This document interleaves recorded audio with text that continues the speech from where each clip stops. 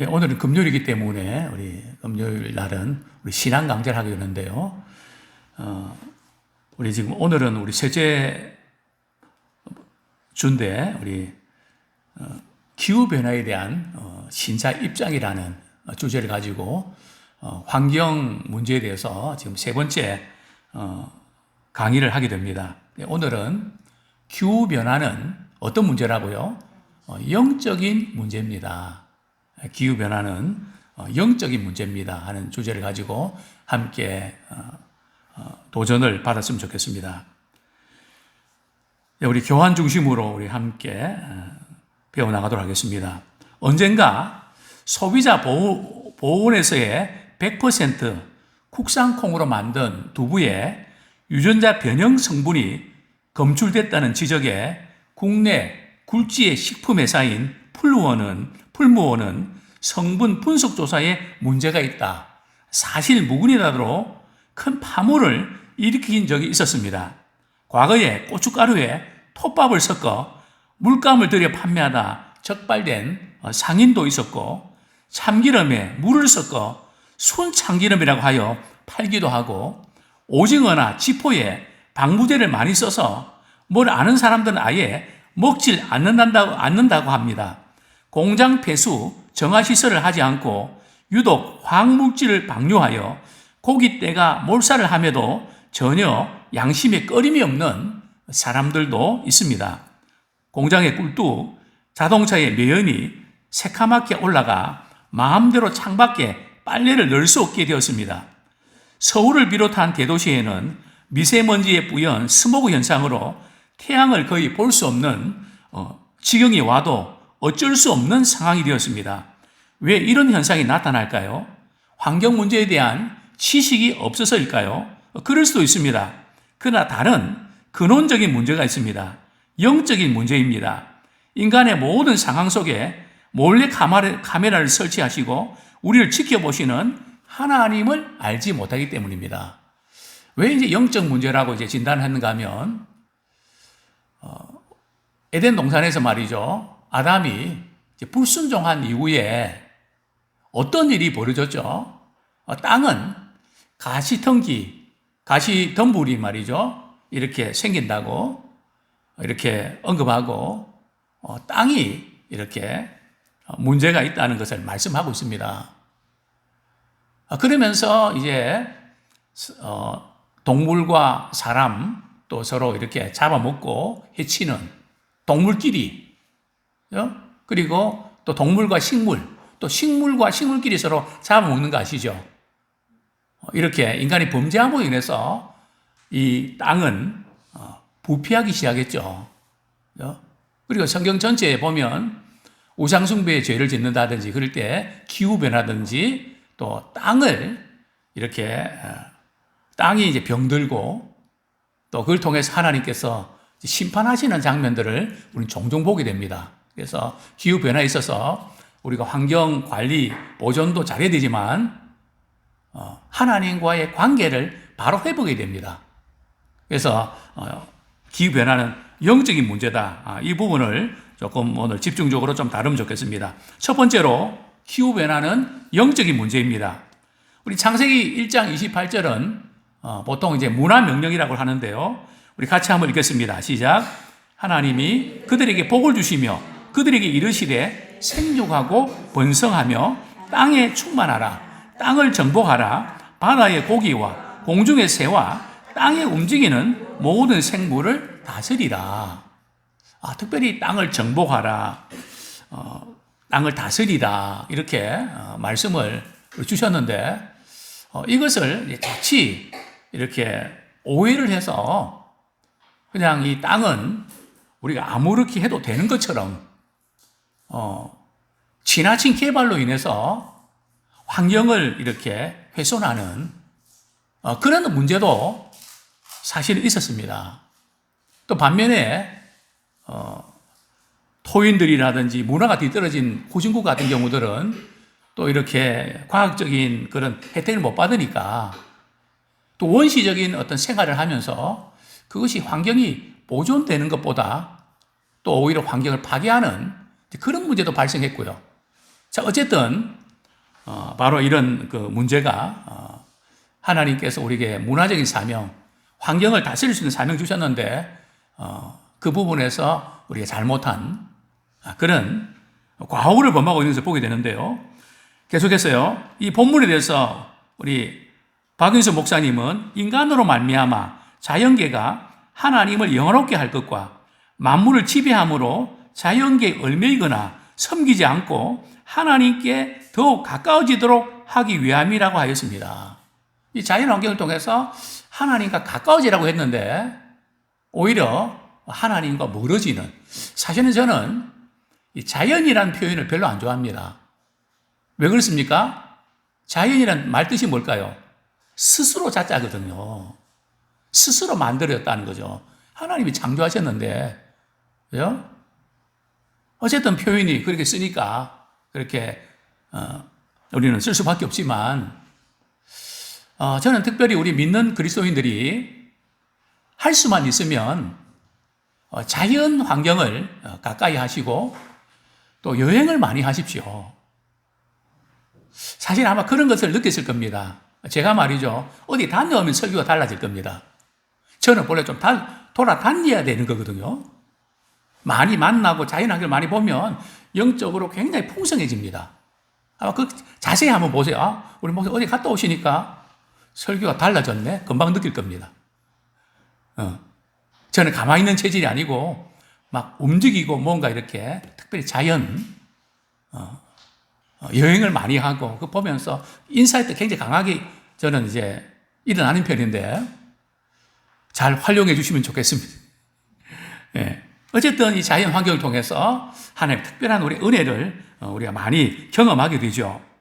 자, 칼 델리치는 하나님은 사람들에게 땅뿐만 아니라 동식물계를 다스리는 통치권을 주셨다고 했습니다. 또 매튜엘리는 인간의 위치와 권위의 관계로 봅니다. 인간이 비록 준비한 것이 없는데도 피조물을 다스릴 권세를 부여받으므로 땅 위에 하나님의 대리자가 됐습니다. 그래서 우리는 말이죠.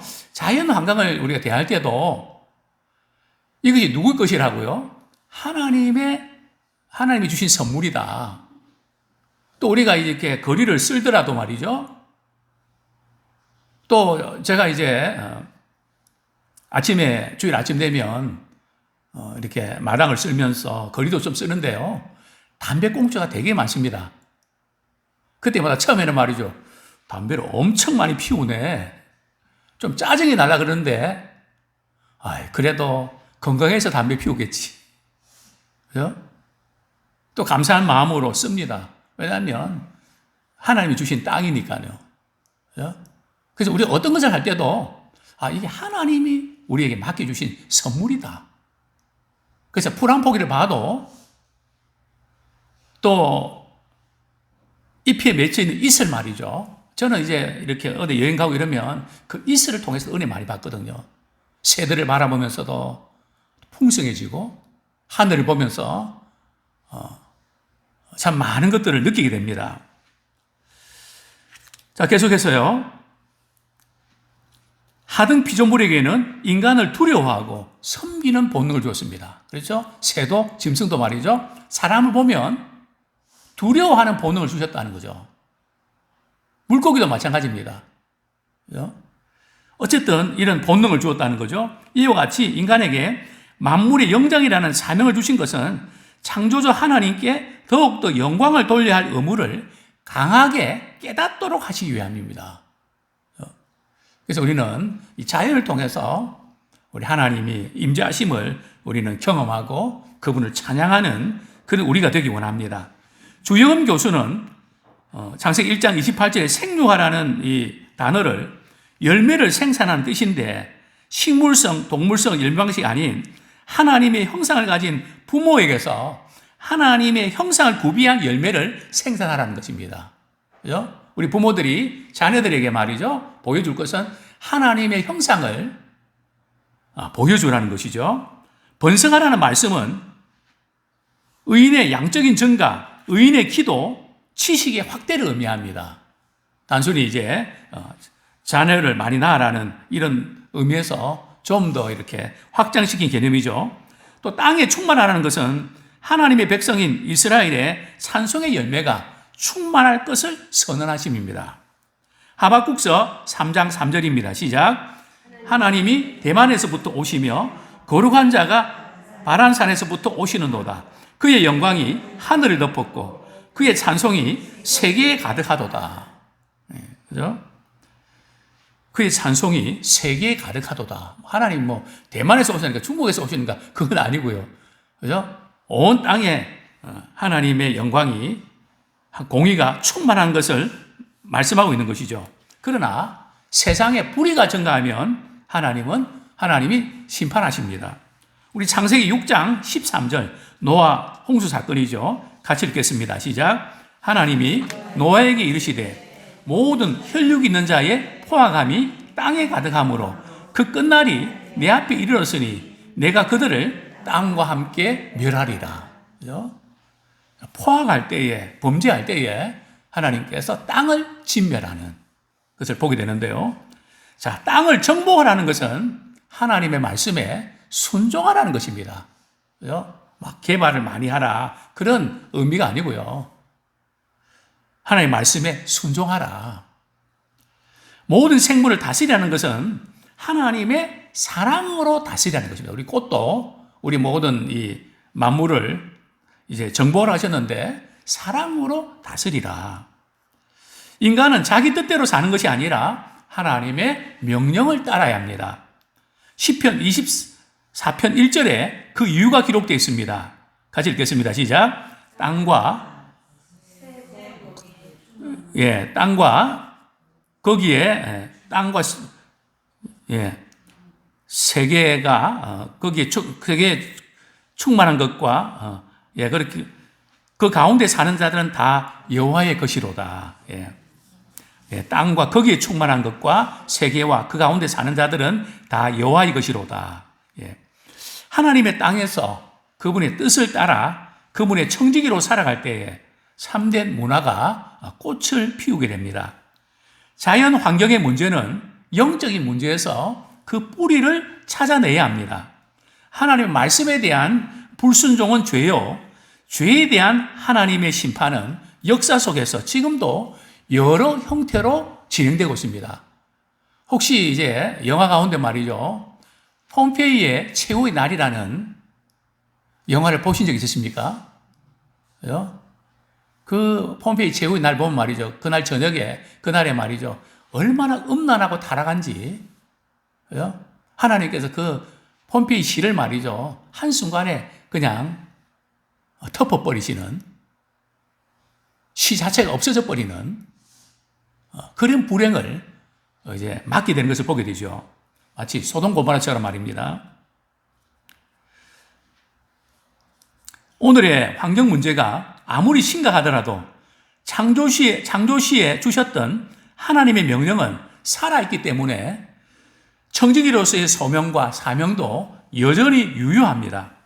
하나님은 세상 죄를 지고 가는 어린 양 예수 그리스도를 보내셔서 우리의 죄를 담당하셨습니다. 그래서 새 창조라는 표현도 쓰고 있는데요. 자, 두 번째로 다루고 싶은 것은 기후변화는 환경을 정화하는 계기가 됩니다. 이 기후변화가 말이죠. 반드시 나쁜 것만 있는 것이 아니고 기후변화에 좋은 면들이 있다는 겁니다. 어떤 것일까요? 태풍이 불면 말이죠. 기후 전체가 정상화된다는 거 아시죠? 비바람과 그렇게 폭우가 쏟아지고 나서는 말이죠. 하늘이 맑죠. 그러니까 모든 자연 환경이 제대로 이렇게 잡혀간다는 거죠. 그렇기 때문에 우리는 우리 자신이 아무리 우리 환경 보존을 위해서 애를 써도 한계가 있다는 겁니다. 그죠? 왜냐하면 바람이 불고 또 눈이 내리고 이 모든 것이 말이죠. 하나님의 섭리에 달려 있거든요. 그냥 내리는 게 아니고요. 저는 그런 걸 많이 느낍니다. 야, 이렇게 지금 더워서 어떻게 살아낼 수 있을까? 그러면 꼭 하나님 비를 보내시거나 자연환경 변화를 주십니다. 계절의 변화를 통해서 살아가게 하십니다. 그 추운 날 또 추운 날 지나 봄이 오게 되고 그 더운 날 또 지나면 우리 가을이 오고 요즘 그렇지 않습니까? 저녁에 문만 열고 나면 그냥 시원하지 않습니까? 그죠? 참 이 모든 것 하나하나 우리 힘으로 될 수 있을까요? 에어컨 아무리 틀어도 될까요? 그렇습니다. 기후변화는 환경을 정하는 계기가 된다는 거죠. 과학자들은 동서남아시아의 쓰나미에 대해서 지진해일은 싱싱하고 살기 좋은 지구를 만들기 위해서 쉼없이 계속되는 지각의 재생 작업에서 파생되는 불가피한 부작용이라고 규정합니다. 그렇죠? 이런 피해로 인해서 많은 고통을 당하는 건 사실이지만은 이것을 통해서 말이죠. 자연계가 이렇게 제대로 숨을 쉴 수 있는 그런 자연 환경으로 바뀐다는 거죠. 이 결과 강의 풍부한 퇴적물을 해변 평야로 운반해 토양을 비옥하게 합니다. 앞으로 수십 년간 최대 피해 지역인 해안지방에 환경적인 혜택을 줄 수 있다고 평가를 하고 있습니다. 21세기에 들어 본격적으로 자연재해, 기상이변, 그리고 해수면 상승 등 여러 형태의 환경적 위협들이 증폭되거나 현실화되면서 기후변화에 대한 정치적 경각심이나 보다 적극적인 대응 협력에 대한 국제사회의 요구는 커지고 있습니다. 물론 이제 우리 유튜브에 말이죠. 뭐 몇 년이 되면 뭐 부산이 잠기고 뭐 이런 데이터를 이렇게 이야기하는데 제가 볼 때는 그것은 신빙성이 없습니다. 그렇죠? 저는 이제 과학적인 데이터로 이야기하는 겁니다. 추측이 아니고 예언도 아니고 그렇죠? 그 모든 정황들을 이렇게 분석해 볼 때 그것은 하나의 이론이죠. 견해인데 그렇게 될 가능성은 제가 볼 때는 희박합니다. 여러 가지 많은 이유나 근거가 있겠지만요. 자, 2019년 한 해 동안 온난화로 인해 스위스 알프스의 몽블랑 만년설의 붕괴 위험 경고가 내려졌고 해수면 상승으로 세계 문화유산인 베네치아의 80% 이상이 물에 잠기면서 이탈리아 정부는 국가 비상사태를 선포하는 등 역사상 유례없는 기후변화의 피해를 경험했습니다. 그 외에도 파키스탄 남부 타르 사막에는 폭우가 쏟아졌고 중국 서북 지역의 고비 사막에서는 강우량의 증가로 풀들이 자라기 시작했으며 역대 최고의 피해를 남겼던 강력한 태풍들이 연속으로 일본을 강타하는 등 기후변화에 따른 기상이변과 자연재해는 지속적으로 발생하고 있습니다. 우리나라도 마찬가지죠. 지금 우리가 이제 사과하면 어디서 많이 재배가 됐죠? 뭐 상주, 뭐 대구, 뭐 이런 쪽에 많이. 지금 그 지방에 사과 재배되나요? 안 됩니다. 이제는 이제 아열대 지방에서 말이죠. 우리 뭐 망고라든지 그다음에 바나나든지 이런 것들이 우리나라에서 자라는 재배되는 기후 변화가 참 이렇게 심각해 왔습니다. 점점 올라가는 분명히 이런 기후 변화가 이렇게 일어나고 여러 가지 또 지금 기상 이변들이 나타나는 건 사실인데요. 과학자들은 지구 종말 시계를 인류 종말 2분 전이라고 선언하며 기후변화를 핵무기 확산 및 통제 실패와 더불어 제2차 세계대전 이래 인류 최대의 위협으로 규정했습니다. 기후변화가 그만큼 좀 위협적인 문제로 이제 규정했죠. 현재 국제협력체제가 기후변화에 효과적으로 대응하지 못하고 있으면 청년 세대의 정치적 불만으로 표출되기 시작해서 기후를 위한 등교 거부 운동, 기후를 위한 청년 시위, 기후 시위 등의 이름으로 대규모 시위로 국제사회에 주목을 받고 있습니다. 결국 총체적인 위기 상황에 놓인 지구촌의 환경 문제는 지구의 종말을 생각하게 만들었습니다. 신학적인 입장에 따라 관점은 다르나 아무튼 환경 문제가 결국은 지구촌 환경의 종말을 향해 달리고 있음에 이론의 여지가 없는 것 같습니다. 어쨌든 우리 지나치게 우리 기후의 문제를 종말론을 끌고 와도 안 되지만 분명한 것은 또 기후 변화로 인해서 이 세계가 재앙을 파국을 맞게 될 것이다 하는 예고는 또 우리가 다 인정할 수밖에 없는 것입니다. 자, 결론적으로 성경의 이 환경과는 창조, 타락, 구속이라는 구약의 문화 명령과 신학의 복음 유입령의 두 수레바퀴가 동일선상에서 종말의 완전 회복과 성취를 향해 달리고 있음을 보여줍니다. 우리 구약의 이 문화 명령, 땅을 정복하라, 다스리라 하는 이 부분이 먼저 우리 크리스찬들이 영적인 문제만을 생각할 것이 아니라 분명히 환경 문제, 영적인 문제 있지만 우리가 또 환경 보존의 입장에서도 우리가 해야 될 사명이 있다는 거죠. 그래서 모든 일회용을 사용하는 걸 절제하고 또 이렇게 물도 깨끗하게 하고 아무데나 버리고 그런 부분들은 우리가 특별히 우리 잘해야 되겠죠. 자연 환경 파괴의 모습은 바로 우리의 영적인 모습이 얼마나 일그러져 있는지 보여주는 거울일 수 있습니다. 그래서 우리 어디 야외 가도 우리의 음식물이라든지 이런 것들은 우리가 다 챙겨서 환경 보존에 우리 힘써야 되겠죠. 그리스도인은 마땅히 자연 환경과 함께 영적 환경 문제까지도 동시에 읽어야 한다는 것이 복음 위임령입니다. 환경 문제의 진행도 해결도 하나님의 처방인 성경 앞에 솔직하고 겸손하게 살 때만 바로 볼 수 있습니다. 우리는 하나님께서 영원부터 영원까지 창조 질서 보존의 주체자로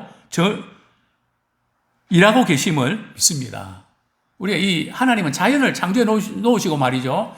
그대로 가만히 두시는 게 아니라 이 모든 운행하고 보존하는 것도 하나님이 섭리하고 계십니다. 그래서 우리는 우리대로 우리가 해야 될 일들을 해야 되지만, 그죠?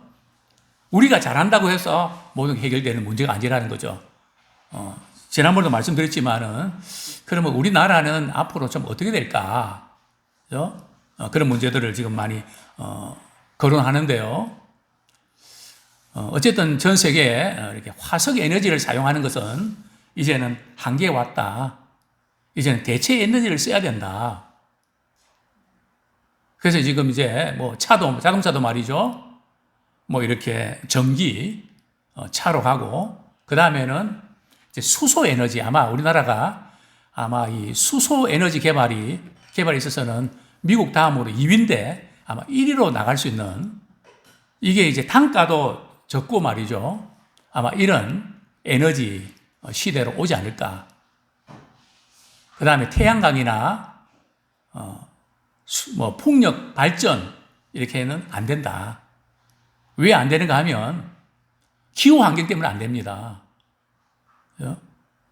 왜냐하면 태양광은 일조량이 많아야 되거든요. 근데 우리는 사계절이기 때문에 일조량이 부족하고 또 비가 많이 오잖아요. 비가 많이 오면 전기 생산이 말이죠. 한계가 있거든요. 그래서 우리나라는 생산성으로 볼 때 단가가 높아서 안 됩니다. 땅이 좁아서 안 됩니다. 다른 부분으로 나가야 되는데 어쨌든 지금 와서 우리가 돌아볼 때에 원자력 에너지를 말이죠. 이렇게 중지시킨 것은 엄청난 우리의 손실이었습니다. 42조를 날리고 오늘도 어떤 집을 이렇게 유튜브를 보니까 말이죠. 어떤 세 가족이 사는 집에 말이죠. 전기 요금이 1,152만 원이 나왔더라고요. 그래서 왜 그러냐 물어봤더니 전기 누전이 돼갖고 말이죠. 이렇게 전기세 그렇게 됐다고. 그죠?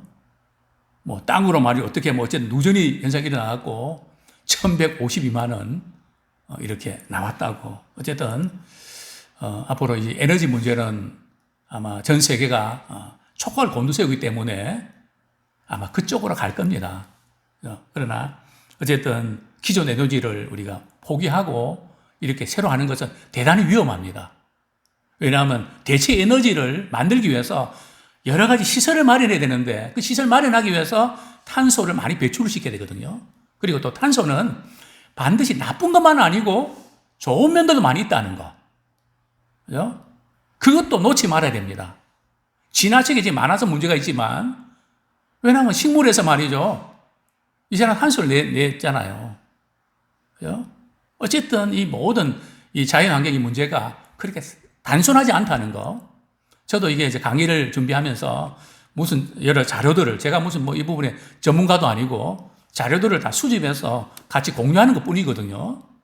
그럼에도 불구하고 견해가 너무 다르다는 거. 저는 그 견해를 종합을 했는데 거기다가 또 우리는 성경적인 것을 가지고 한번 진단해 봤는데요. 우리 다음 주일은 우리 환경 보존에 대한 실제적인 부분들 좀 다루도록 하겠습니다.